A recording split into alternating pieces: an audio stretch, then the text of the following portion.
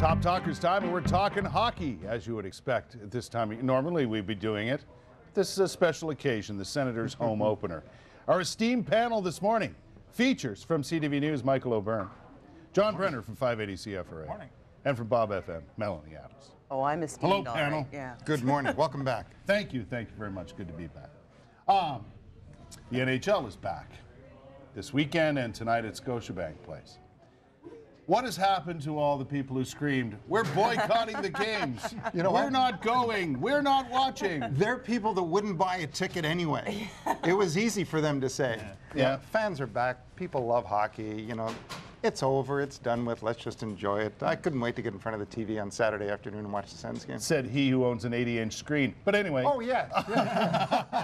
What do you make, John, of the efforts being put forth by NHL teams, the players, the league? I mean, I saw several things on the weekend. I caught the Vancouver opening on Saturday night where captain of the team, Henrik Sedin, actually addressed the fans, and I know they did that in other NHL cities.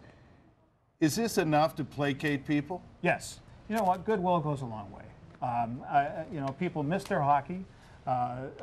Yes, everyone was upset that the season was wrecked, at least the first half of the season. But we are a hockey country, Yeah. and hockey fans are zealots. You know, they love their hockey. They will watch hockey at great expense. And now that it's back, they're going to forgive and forget and enjoy the game. Is free popcorn, like $1 popcorn and some free parking, enough to... Free anything is good. People like free Nothing's stuff. free, my friends. Free anything. What about those efforts? In the Leafs case, I know you and I are Leafs fans, and to placate us, they fired Brian Burke. But anyway. That's enough. I'm good. Yeah. Do you buy this? Are they genuine in what they're saying and the efforts they're making to make people happy? They genuinely want people to come back. I mean, that's how they make their money. Yeah, And, but by and saying, I don't blame them. are they sorry? It doesn't matter if they're sorry. I suppose not. It doesn't. I mean, people are still going to go, especially Leafs fans. I mean, we've been going since 1967 with no hope. So, I mean, a short season isn't going to keep us away. It's been pretty sorry since 1967. The funny thing is, Saturday night after the Leaf game, of course, the Sens had won earlier in the day. I tweeted out that the Sens and Leafs were tied for first place on January 19th, which is very exciting. And then someone immediately tweeted back that the Sens were actually in first place because they had scored more goals, and the Leafs were actually third. So, and naturally, that was the Sens fan. Rivalry continues. But this is, I think it makes for, despite the fact that we had to endure a lockout of some 119 or 120 days, whatever it was, this is now a sprint to the finish. So it adds some excitement, don't you think, Michael, to the whole thing? Absolutely. You know, my wife and I were talking about it this weekend. She's not really a hockey fan. And she said, you know, this is going to be like the playoffs for the next couple of months because you can't afford to lose more than 2 or 3 games in a row. You get too far behind, there's no time to catch up. Right. This could be one of the most exciting NHL seasons in history because it's so short. I think it's wide open to a degree because of that simple fact that the season is basically cut in half. Yeah. It will be more competitive, I think. Yeah. The other thing, too, is you talked about genuine. I think what is genuine here is the fans embracing this game. And I think that's what the team ownership, I think that's what the players recognize. And I think that's a big part of what you're seeing in terms of the relaunching, the remarketing.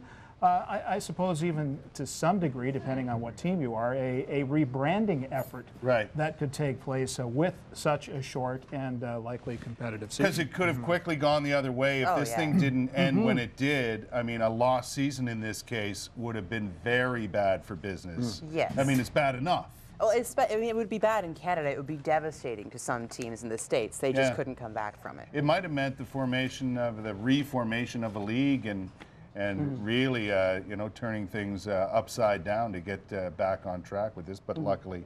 But perhaps the best thing to come out of this is that at the game tonight, everybody gets a free beer. Well, it's a free sample, Michael. Oh, is it just like it's You not even a can't full give beer? out free beer. It's not even a full It's beer? a sample.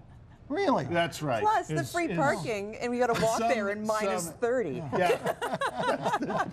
There's no warm shuttle going to pick you up from parking lot Z, right? That's a long And there's way no off. free beer, Michael. There's no free beer? No, it's a sample, my friend. Man, maybe I'll go with a bunch of people that don't drink beer and I can drink all their samples. Well, nobody said how many samples you're limited to. Good point. Is Master Blaster back? I don't know. I don't know. But it should be exciting times tonight, and I think you're right. Fans here in Canada especially will embrace the game as we always do, no matter what the circumstances, and cheer for our teams. Yeah. So go Leafs, go.